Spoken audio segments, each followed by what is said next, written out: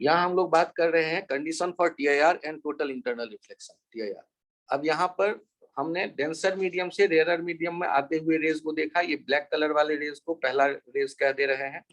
अब इस black colour वाले रेज में देखिए, जहाँ पे स्पॉट है, रेड स्पॉट है, वहीं ब्लैक कलर वाला रेज, दो घटनाएं हो रही है, एक रिफ्लेक्शन और एक रिफ्रैक्शन। एक रिफ्रैक्शन, बाहर आई रेज, और रिफ्लेक्शन भी हुआ। हर एक फ्री सरफेस पे लाइट के दो इवेंट्स दिख सकते हैं आपको। और जो रिफ्लेक्टेड रे होगा वो रिफ्लेक्शन के लॉ को फॉलो करेगा, जो रिफ्रैक्टेड रे होगा वो रिफ्रैक्शन के लॉ को फॉलो करेगा। यदि एंगल को बढ़ाते हैं डेंसर मीडियम में एंगल ऑफ इंसिडेंस, तो रेयर मीडियम में एंगल ऑफ रिफ्रैक्शन बढ़ता जाएगा। कितना तक बढ़ सकता है? 90। तो एंगल ऑफ इंसिडेंस का वो वैल्यू जिसके लिए एंगल ऑफ रिफ्रैक्शन 90 डिग्री है, उस एंगल को एक खास नाम दिया जाता है C, critical angle, denser medium side. और हम क्या देख रहे हैं कि यदि angle of incidence I dash और बढ़ा दिया लाइट रे का, ये रेड कलर वाला इंसिडेंस लाइट, तो उसको क्या देख रहे हैं? वापस आते। अब सोचो ना, इनका रिफ्रैक्शन होता तो रिफ्रैक्टेड रे में एंगल ऑफ रिफ्रैक्शन 90 से ज्यादा चाहिए, क्योंकि आपने सी से ज्यादा कर दिया है।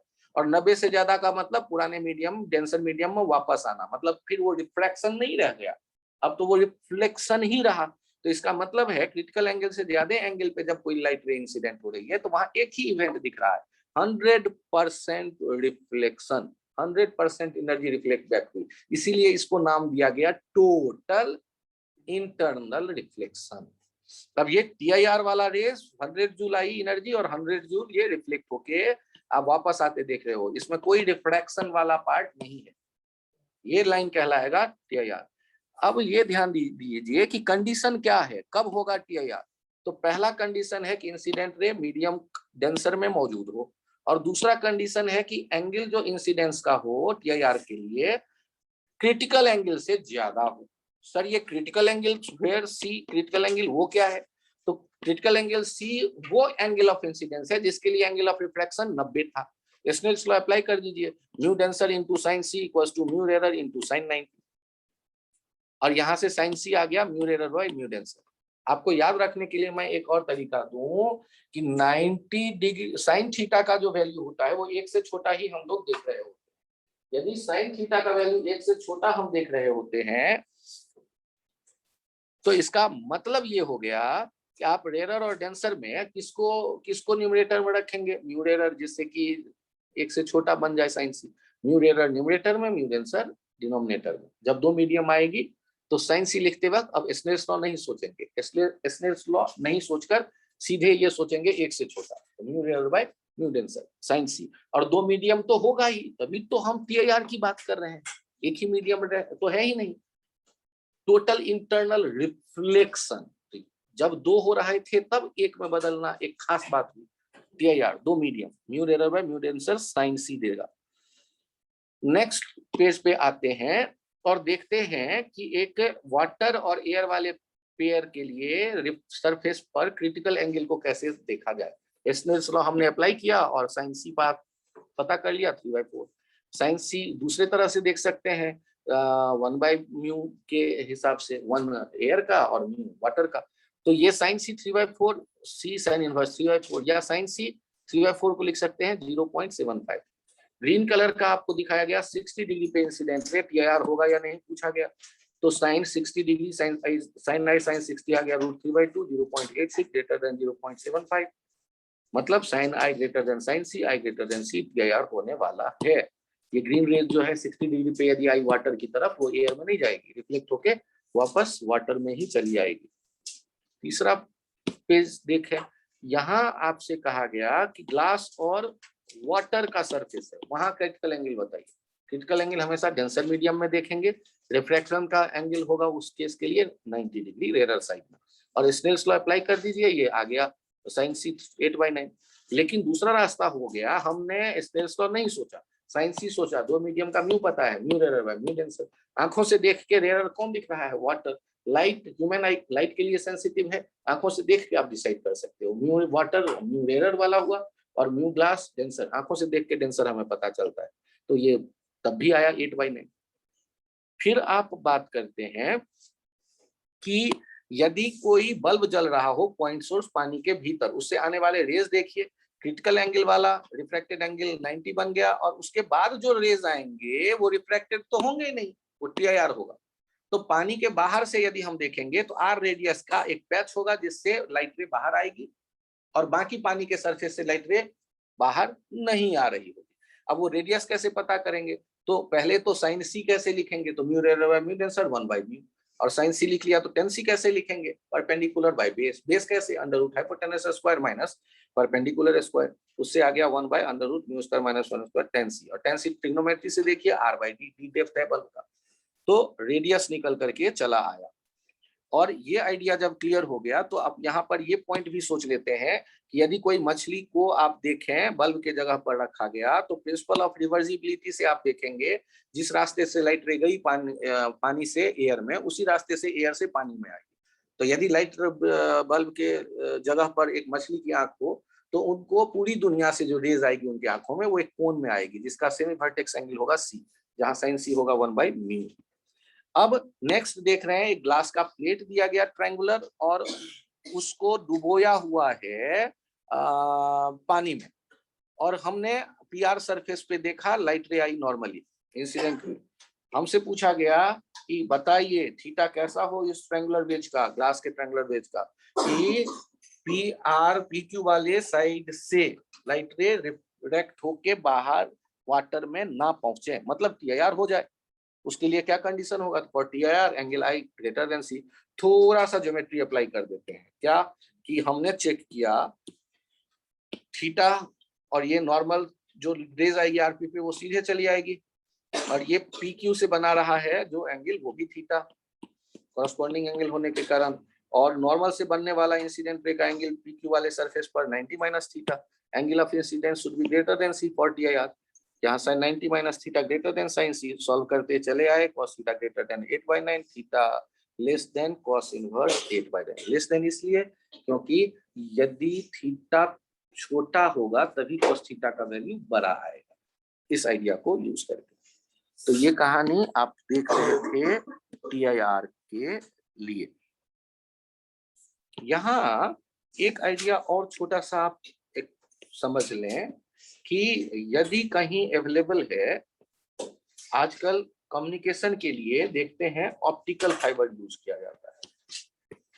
ऑप्टिकल फाइबर, ऑप्टिकल फाइबर जब यूज कर रहे होते हैं तो ऑप्टिकल फाइबर की क्या खासियत है कि इनसे जो ऑप्टिकल सिग्नल्स होता है, कोई ऑप्टिकल सिग्नल आते आप देखते हैं, ऑप्टिकल सिग्नल का क्या होने लगता है? TIR, और फिर ये ऐसे मुड़ते चले जाते हैं, और ये TIR हो रहा है, ये ध्यान रखिएगा। तो एनर्जी लॉस नहीं होता, और यदि एनर्जी लॉस नहीं होता तो ये, और किस स्पीड से जा रहे हैं? ये ऑप्टिकल सिग्नल, ऑप्टिकल सिग्नल, ये स्पीड जो होता है इसका वो स्पीड ऑफ लाइट होता है 3 × 10⁸ मीटर पर सेकेंड, मतलब के कोरस्पॉन्डिंग। क्यों? क्योंकि मीडियम में जाने पर मीडियम में स्पीड थोड़ा कम हो जाता है, तो इसी के आसपास ये स्पीड होगा, और ये ऐसे TIR करते हुए चला जा रहा होता है। तो इसमें हम लोग कहते हैं आजकल एयरटेल, जियो फाइबर, इन सब के फाइबर ऑप्टिक्स सिग्नल आपके घर तक पहुंचा दिए गए। लाइट की स्पीड से आएगी सिग्नल, और सिग्नल पे मौसम का असर पड़ेगा नहीं, तो वो सिग्नल जो है डिस्टॉर्टेड नहीं होगा, आपकी क्लैरिटी अच्छी रहेगी, मैसेजिंग अच्छा रहेगा, और ऑप्टिकल फाइबर इसीलिए लोग पसंद करेंगे। और इसमें कैपेबिलिटी डाटा ट्रांसमिशन की वो भी बढ़ जाएगी। और वो जो मोबाइल में आप यूज कर रहे होते हैं 2 kbps या 20 kbps, वो 1000 या 2 lakhs बाइट पर सेकेंड वाला कुछ आ जाएगा, तो वो बढ़ता जाएगा आपका ट्रांसमिशन का कैपेबिलिटी। तो ऑप्टिकल फाइबर में अब एक पॉइंट सोचिए कि यहाँ पर ये कब होगा TIR? जब I ग्रेटर देन हो C। मुझे बताइए भीतर क्या खोखला होगा या भीतर सॉलिड होगा? इस ऑप्टिकल फाइबर में भीतर सॉलिड होना चाहिए या खोखला होना चाहिए? सॉलिड होना चाहिए, तभी तो वहां म्यू होगा, और तब साइन C लिखेंगे साइन इनवर्स 1/μ। अब एक लफड़ा आया, क्या लफड़ा आया? ये ऑप्टिकल फाइबर यहाँ से आप अपने घर तक बिछाई और बारिश हो गया, तो बाहर वाला जो मीडियम है वो तो पानी आ गया, पानी आ गया और पता चला पानी का रिफ्रैक्टिव इंडेक्स आपने जो कोर लिया है उससे ज्यादा है। यदि उससे ज्यादा है तो उधर रेयर मीडियम तो है नहीं, अब डेंसर हो गया, तो फिर क्या ये ऑप्टिकल फाइबर ले जाएगा आपके सिग्नल को? वो तो हर एक रिफ्लेक्शन पे बाहर भी भेज देगा एनर्जी। इसका मतलब आपका सिग्नल भी होता चला गया। तो हम इससे, इस परेशानी से कैसे बच सकते हैं? सर मैं भीतर जो मीडियम है वो बहुत हाई रिफ्रैक्टिव इंडेक्स वाला ले लूंगा। जितना हाई आप रिफ्रैक्टिव इंडेक्स वाला लेंगे, स्पीड लाइट की ट्रांसमिशन की उतनी कम होती जाएगी। और ऑप्शन, तो एक ऑप्शन दे रहे हैं कि बाहर एक खास कवर लगा दो। इसे कहते हैं, मान लो भीतर जो है मीडियम, इसे हम कह रहे हैं कोर, इसे कह रहे हैं कोर, और बाहर एक कवर लगा देते हैं। कवर लगा देंगे, इस कवर का भी जिस कंपनी में ये सॉलिड आपने पाइप बनवाए, उसी कंपनी में कहा कि भाई पाइप तो बनाओ, उसके ऊपर एक कवर भी लगा दो, और कवर का रिफ्रैक्टिव इंडेक्स कह दो म्यू कवर, ये क्लैडिंग कह देते हैं, म्यू क्लैडिंग, और ये म्यू कोर। और म्यू क्लैडिंग जो होगा ना, वो क्लैडिंग वाला म्यू क्या होना चाहिए? Mu cladding is less than mu core, क्योंकि टीआईआर के लिए किसको कहाँ रहना है?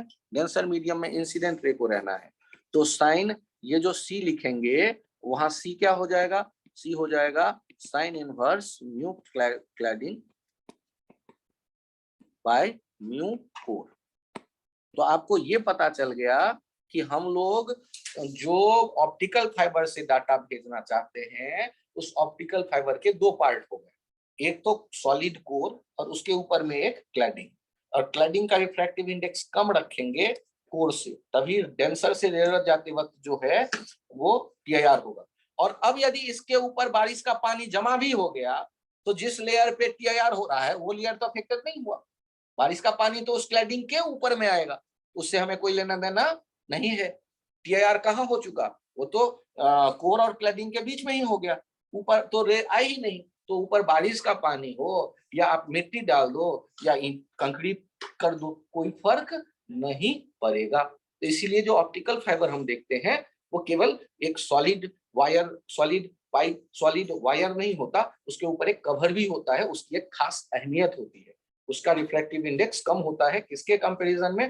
भीतर जो मटेरियल मौजूद है, कोर के भीतर जो जिससे कोर बना है उससे कम मटेरियल, रिफ्रैक्टिव इंडेक्स वाला मटेरियल क्लैडिंग में हम यूज करते हैं। ठीक है। और एक बात, ये जो मीडियम है वो ट्रांसपेरेंट है, जैसे लाइट ना जानी है, ऑप्टिकल सिग्नल तो लाइट ही हुआ, ईएम वेव, तो वो वैसे अपना एक जगह से दूसरे जगह, ये थोड़ा सा टेढ़ा मेढ़ा करोगे तब भी जाने में कोई दिक्कत नहीं आने वाली, वैसे ही जाएगी। स्पीड क्या होगा? Speed of light. आप यदि कम्युनिकेशन की बात करते हैं, आजकल तो कम्युनिकेशन का जमाना है, यूरोपियन कंट्रीज और अमेरिकन कंपनीज या अमेरिकन कंट्रीज के बारे में सोचो, दोनों के बीच में कम्युनिकेशन के लिए आप सोचोगे सर वो तो सैटेलाइट, और सैटेलाइट से कम्युनिकेशन बहुत अच्छा, लेकिन सी बेड पे ऑप्टिकल फाइबर बिछा दिया गया है जिससे भी कम्युनिकेशन होगा, क्योंकि सैटेलाइट किसी मौसम में आपके परेशानी भी दे सकता है आपको, लेकिन ये जो ऑप्टिकल फाइबर है ये तो परमानेंट व्यवस्था है। सर मैं उसको काट दूंगा नीचे जाए, हाँ तो फिर गड़बड़ हो जाएगी, फिर ठीक करवाओ। अभी एक नया जो इंडिया का डेवलप हो रहा है, जैसे मालदीव को बहुत अच्छा डेवलप किया है, लोग घूमने जाते हैं, रिसोर्ट्स काफी, अपना जो ये है लक्षद्वीप, तो वो भी इंडियन कॉन्टिनेंट के जस्ट बगल में है, वहां भी वही सिचुएशन है, लेकिन उसको डेवलप नहीं किया गया। अभी मान लो वर्क फ्रॉम होम था, तो वर्क फ्रॉम होम तो आप कहीं भी रहना चाहो, जहां नेचर हो और जहां आपके नेट अवेलेबल हो, तो इंडियन उस कॉन्टिनेंट से भी जोड़ने के लिए ये ऑप्टिकल फाइबर का केबल दिया जा रहा है, और जिसके बाद वहां नेट की अवेलेबिलिटी होगी, 24 आवर्स लाइट रहेगा, आप जाइए मालदीव की तरह इंडिया में ही आप कहीं पे हैं, बैठिए और काम करिए जहां भी करना हो।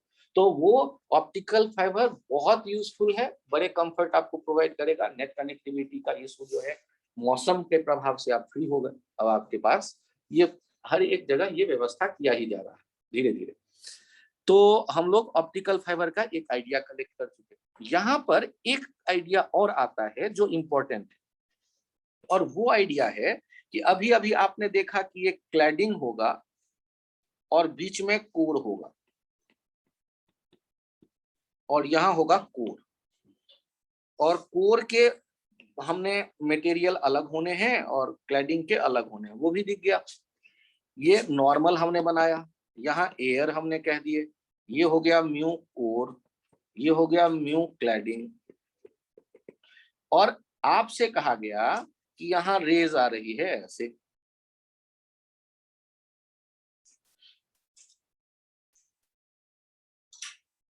और यहाँ TIR हो। ये जो यहाँ एंगल ऑफ इंसिडेंस होगा ना,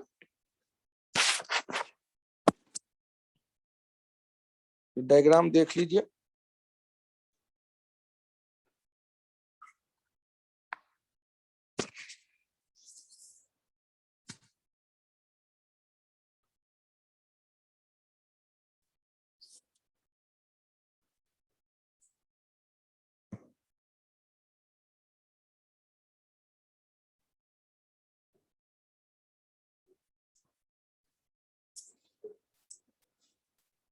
यहां पर आप मुझे ये बताइए, एयर और कोर के बीच में जो एक बाउंड्री है, वहां पर जो आप देख रहे हैं एंगल, ये एंगल जो देख रहे हैं, इस एंगल के बारे में क्या यहाँ कोई लिमिटिंग वैल्यू होगा?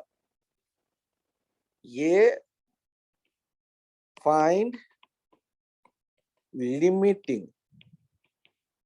Limiting value of theta for optical signal transmission